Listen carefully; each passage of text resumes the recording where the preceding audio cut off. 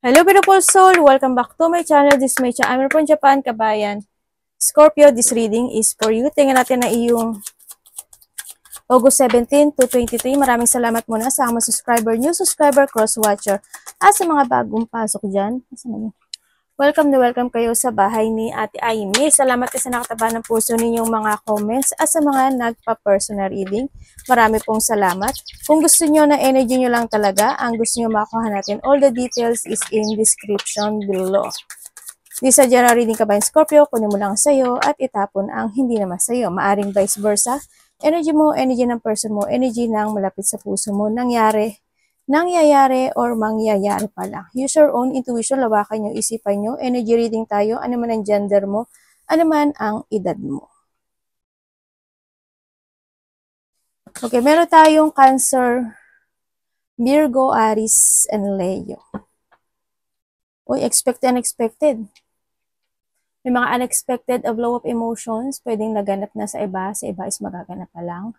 May mga pain, there's a storm situation, mga biglaan nga di ba? Disappointment sa iba is intense to. Yeah, iba is mga deep hurt, emotional pain, lungkot, pwedeng magkaroon ng hindi pagkakaintindihan, away man yan, feeling hopeless, something ganun, or may mga depression, pwede rin na hindi pagkakasundo, sa iba separation, pwedeng iiwas ka sa isang bagay o sa isang sitwasyon or someone, ganyan, may mga hurt situation, no, sa iba sa inyo. Sa nakita ko sa'yo dito is makaka-receive ka raw ng gift sa iba or makaka-receive, makaka-receive ka ng gift or ikaw ang magbibigay, vice versa. And may mga tao na magbibigay na pagmamahal sa iyo or ikaw. And then also, may nakita ko sa enemy, no? May mga enemies ka. May nagkakaroon ng blockage sa'yo. Sa nakikita ko dito, may delay May mga delay, ibig sabihin, may mga sitwasyon na madi-delay. Kasi nagkakaroon ka ng blockage. Yan na nakikita ko sa'yo. Yan, may mga challenge na darating, may mga obstacle, and then may matigas ang ulo, or pwedeng hindi nakikinig. And sinasabi rin dito na yung iba sa inyo may pagka-leader kayo. Siguro may mga business kayo, malaki man o maliit yan, o pwede rin sa trabaho, you are a leader, you are a boss. Yan, may mga ililid kayo or you are a leader, may mga ganong leader situation, boss situation.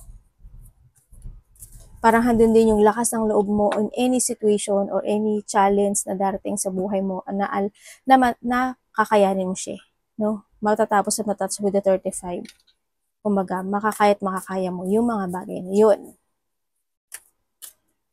And sinasabi rin dito na protektahan mo ang iyong finances. Kasi sa ngayon, when it comes sa finances mo, medyo may blockage, no? Kaya you need to protect your finances din. Kasi may blockage siya. Pero huwag kang mag-alala kasi there's a hope naman na parating sa'yo sa nakita ko dito. Iba sa inyo siguro nasa bahay lang kayo. Siguro ang trabaho nyo is sa bahay lang, ganyan. Or pwede naman na handun talaga yung comfort zone mo when it comes sa bahay. Ganyan. Sa nakikita ko dito, magkakaroon na ng union, no? Or togetherness, or may mga bonding situation, pwedeng family relationship siya. Sa nakikita ko sa iba sa inyo, may mga ganong situation na parating.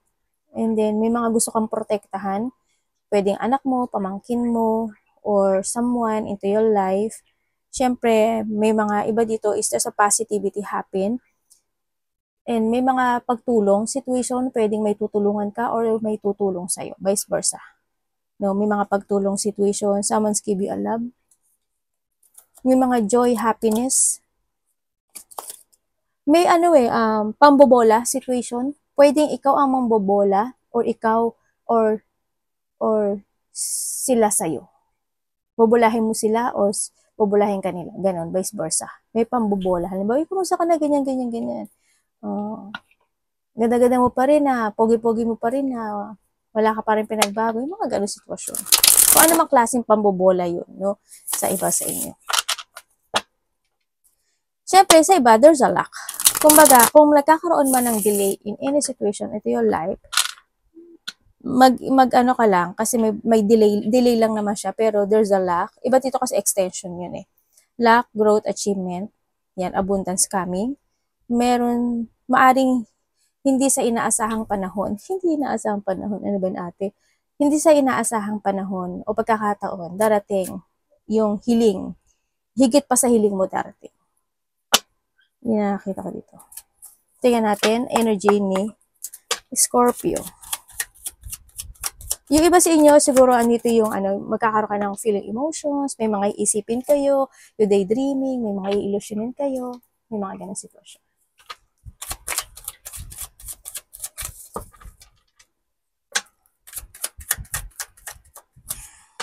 Energy. Ano ibig sabihin?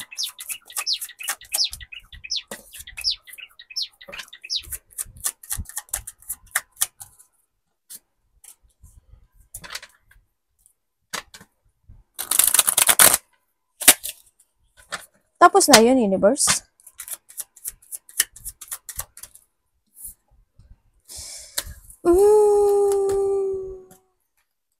Sa iba, tapos na. Sa iba, hindi.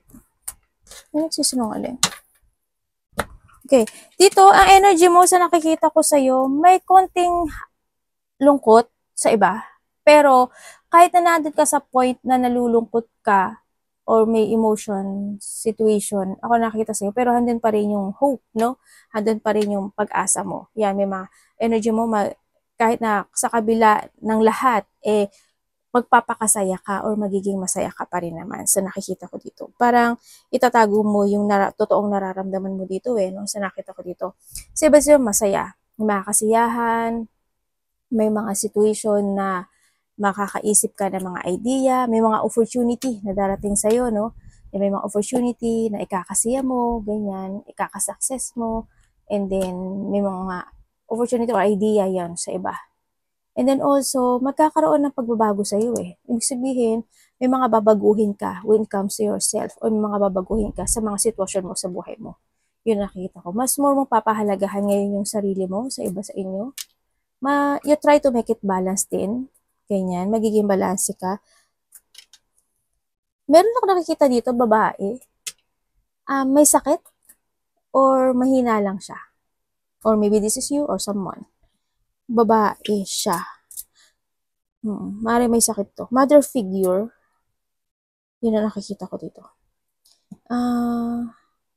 Ingat ka na lang sa pera mo. Sa business mo, hindi siya ganun nagsasucess. Sa trabaho or business, hindi siya ganun na totally nagsasucess. Medyo nga, tulad sabi ko, may mga blockage, di ba? May mga delay.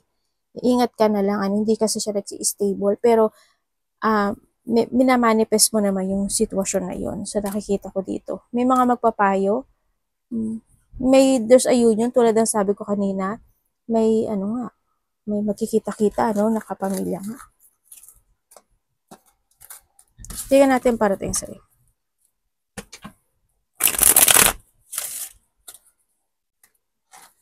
Ano parating kay Scorpio?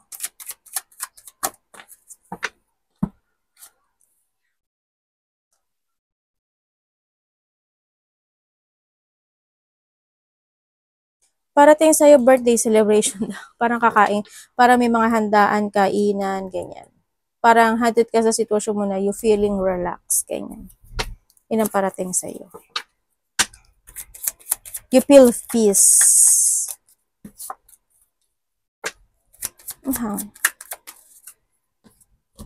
Oo nga. Tama nga. Oo. Tama nga. Ibig sabihin, may magkikita-kita. Kumbaga, magkakaroon ng pagpaplano, na magkakaroon ng pagkikita-kita. No? Pwedeng mga family, pwedeng related sa'yo, ganyan. Mga pinsan, kapatid, kaibigan, karelasyon. Yan. May mga union, planning for something union. Ganyan. May mga pag-uusap ako nakikita dito ng mga taong malalapit sa iyo. And then parating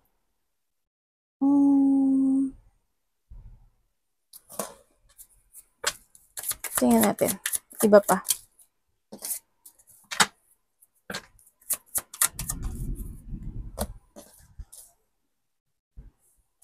Parating, may babae na Maaaring kakausapin ka or magkikita-kita kayo, parang gano'n. Kasi marami ring tao ako nakikita dito. Maraming tao siya. Ate, anong element? Kung sa element, nandito lahat. Andito lahat.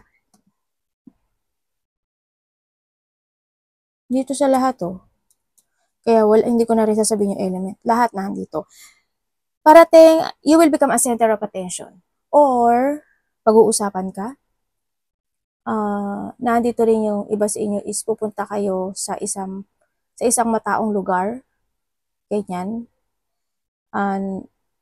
Pwedeng may outdoor situation, pwede rin na group situation, pwede rin na basta matao siya eh. Siguro may mga celebration talaga. May mga pagkikita. Someone's want to communicate, no? Yan ang parating sa iyo. Sa nakikita ko dito.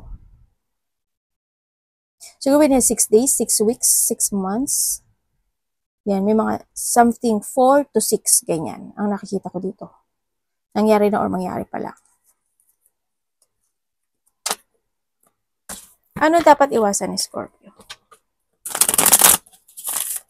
Dapat pong iwasan ni Scorpio this week.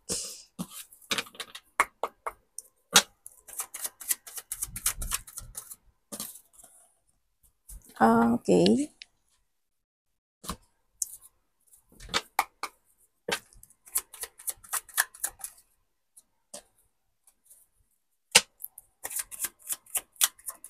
Okay, ang dapat mo daw iwasan, yung hindi ka maghigpit when it comes to your money.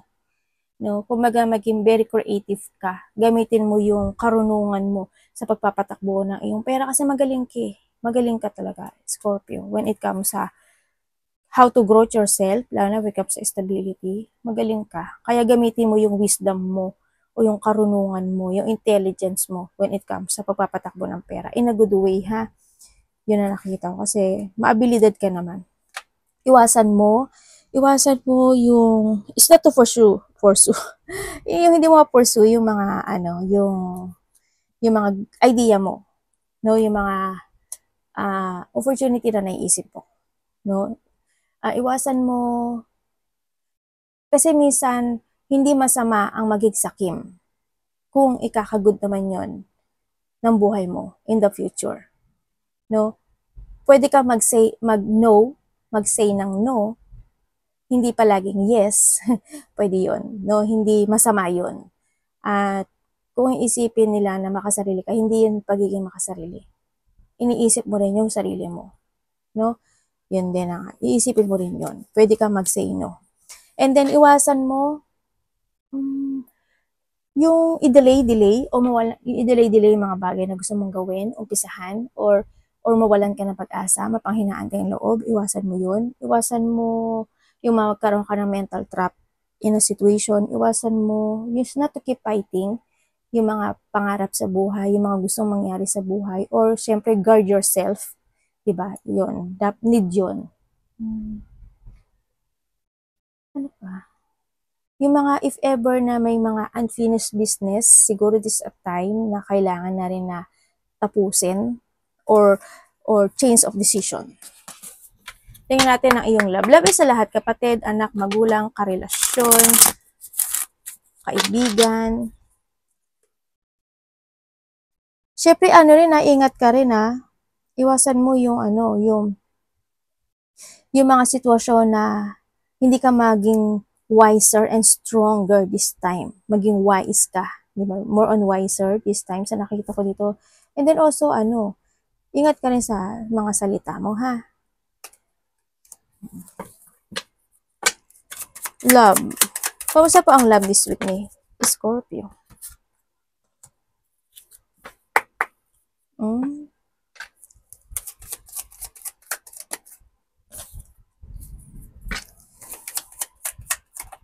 Tandaan nyo, love is sa lahat, ha?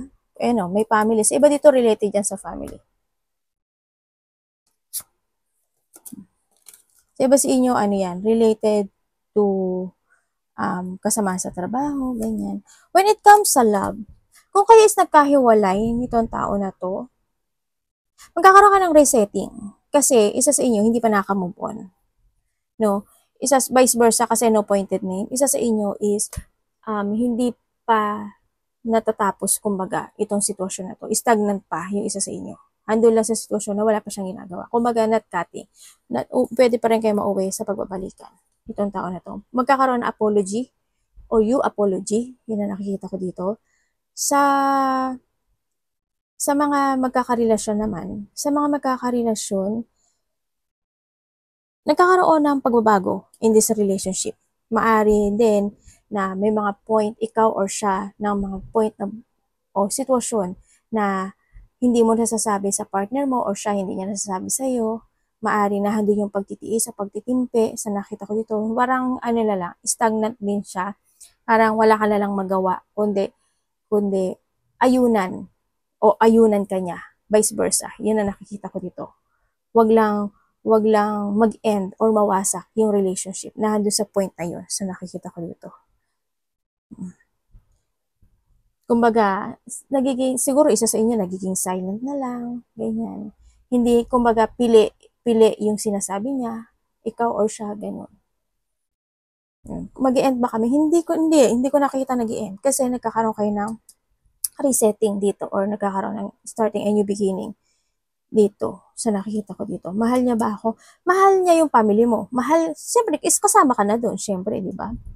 Kasi, kung hindi ka naman mahal nitong tao na to, edi inend ka na niya, di ba? Pero, kasi iba dito, related siya sa family, no? When it comes sa family, siguro, ando na lang din yung sa, nag-yes ka na lang din sa family mo, ganun. Kumbaga, may mga point lang din ng buhay mo. Kumbaga, mas mahaba yung pasensya mo.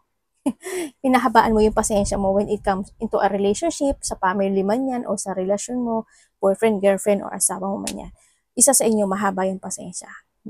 Pinahabaan yung pasensya. Yun na nakikita ko dito. More on patient, more on calm. Kumbaga, when it comes sa family, handun yung calm. Parang handun na lang yung sitwasyon na ayoko ng gulo, ayoko ng gusto ko lang kalmado, gusto ko lang tahimik, gusto ko lang payapa. Nandun sa point na yun. Scorpio.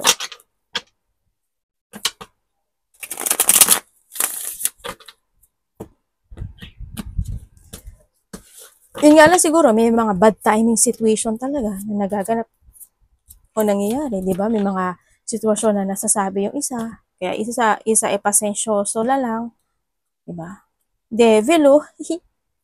O, di ba? Ayan yung ano dito, sinasabi. Dinigyan na kayo ng ano.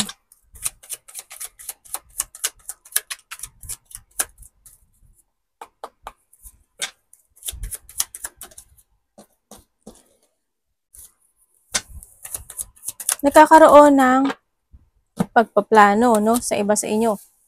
Sa iba naman sa inyo, may mga ini-illusion, dinidream, or but nagtutulog ba kayo? Magtulog-tulog din kayo. Bumawi kayo ng tulog kung hindi kayo nakakatulog, ha? Wag lang yung kasi nakakasama rin sa nakakatanda kaya yun. Yung puyat ka, lalo yung mga night shift, pansinin niyo yung pansinin niyo yung, kung pansinin niyo yung dati yung picture. Hindi siya sa edad hindi yan sa edad. Pansinin niyo yung dati yung picture na pang umaga kayo. Then, kung mga night shift kayo, sensigaw, ibang-iba talaga siya. No, ingatan niyo. Basta kung magpupuyat kayo, bawiin niyo siya. No, kasi nakakatanda talaga yun as in. No. Tsaka nakaka-stress, nakakaiba siya ng moody ng tao. Okay, dito sa nakikita ko sa'yo dito, nagkakaroon ng pagpaplano. No, yan, may mga plano, situation, ako nakikita dito. Mari may mga lakad, traveling, mga pinaprogress kayo, may mga pinaprogress na situation din, ako nakikita dito.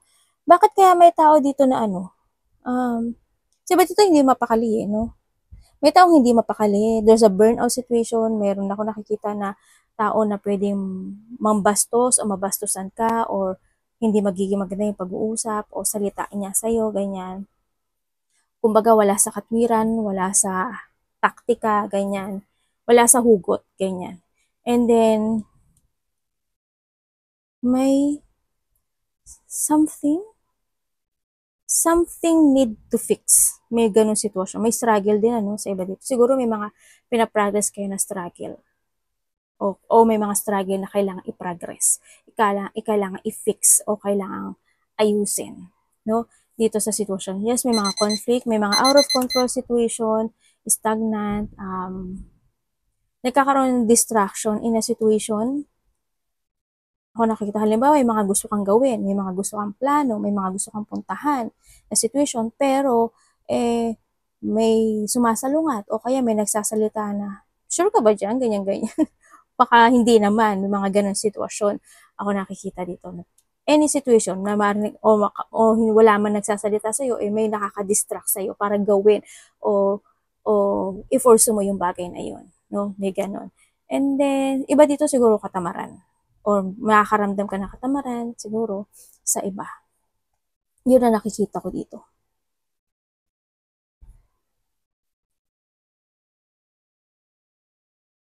May tao na in a distance na makipag-usap sa'yo. Yun na nakikita ko dito. Nasa distance siya. Pwede may pag-uusapan kayo related to a car, vehicles, kahit ano yan, basta may gulong. Yun na nakikita ko dito.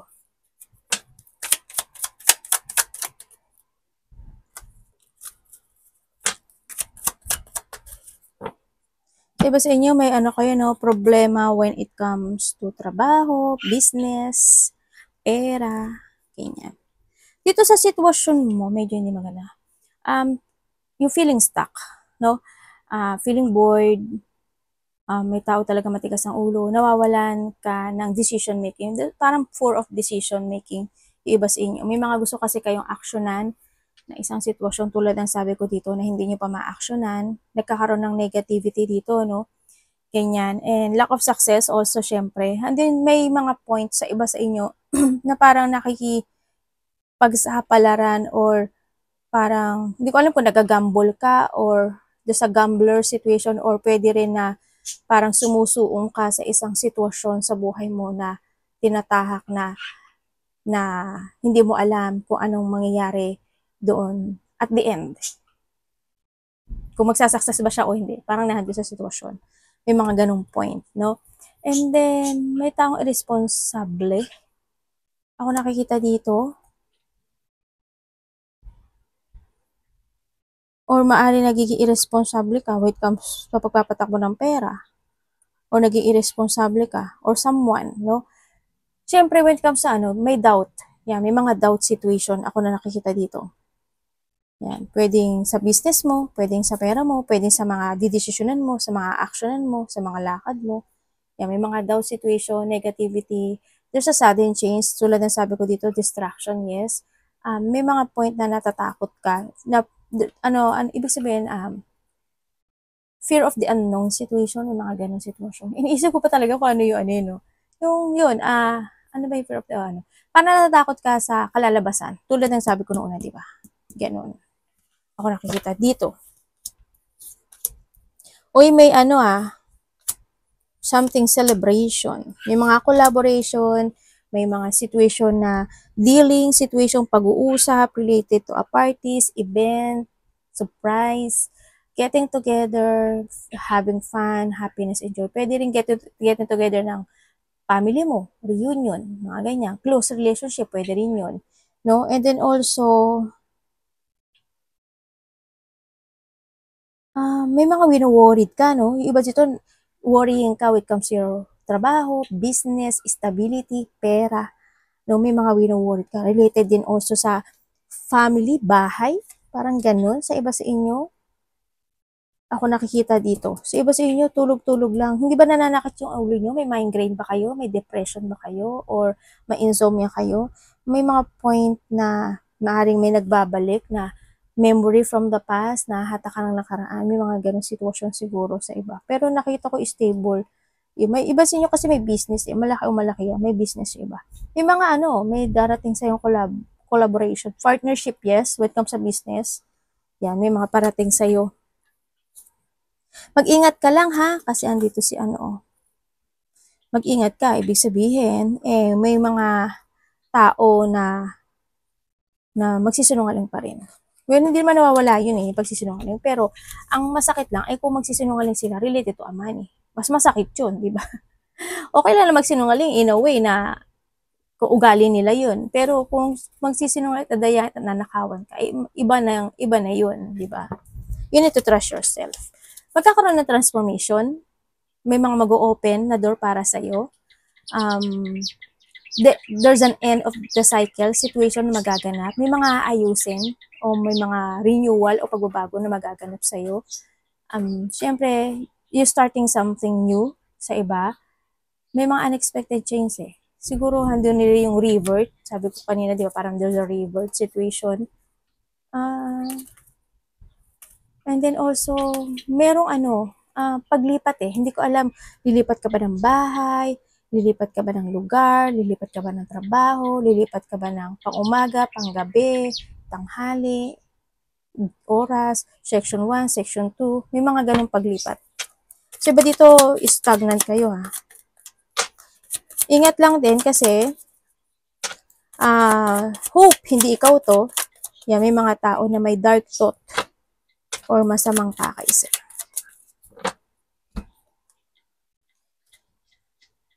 Uy, ano yan? Diba? Saka sabi ko lang. Sasabi ko lang, lumabas naman. Ano ba yun? Paano sasabihin ko pa ba to? O, yun pa rin. Yun nga, may mga galit nga sa'yo. Sa inyo, nag-struggle kayo sa money. No? May may mga situation na there's a revelation coming. Sa iba sa inyo, this week, siguro andito yung magiging busy kayo o kaya naman may yun nga, financial problem. Pwede rin dito na ingat ka, may sakit ka ba? Tingnan nga natin. Ito ang may sakit eh. Okay.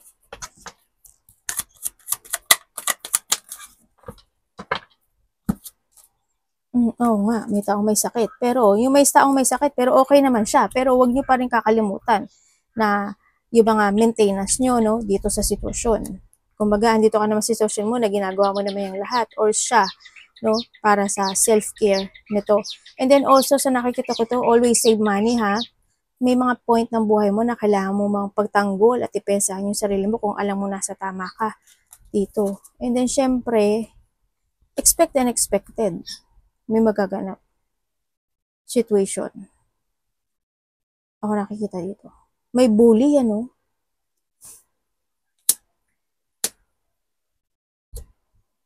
May mga rejection situation, disappointment situation. May mga maraming patakbo sa isipan mo o na questioning o kaya naman you're feeling stuck on and off action at yung iba is maaaring naghihintay ng sign from the universe. Ba't ganun, may burden ka?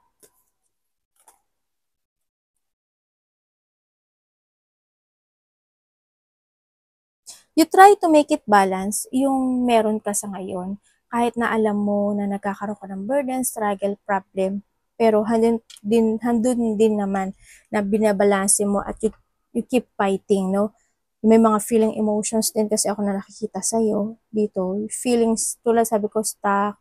May mga point na buhay mo na nalilito ka, nagkakaroon ka ng frustration, nagkakaroon ka ng thinking of a negative thought, mga ganun. Nagkakaroon ng mga, nagsiself-imprisonment kayo in your situation. Hindi ko alam kung bakit, kung ano iniisip-isip nyo. Pwede na dito si 21 din kasi, yun na nakikita ko sa inyo. Kaya nakita ko parang stagnant or stuck yung iba. May stagnant and feeling trapped or stuck na situation into your life. Sa nakikita ko sa iyo. Feeling emotions, may taong susuporta o magbibigay ng advice sa'yo or ikaw ito. Sa nakikita ko dito, union, partnership ng mga malalapit sa puso. Yan. Maraming tao kung nakikita sa'yo. Hindi ko alam why. Baka may pupuntahan ka na maraming tao talaga or may isang grupo ka na sasamahan or pamumunuan, mga ganon. Arigato naman si God bless.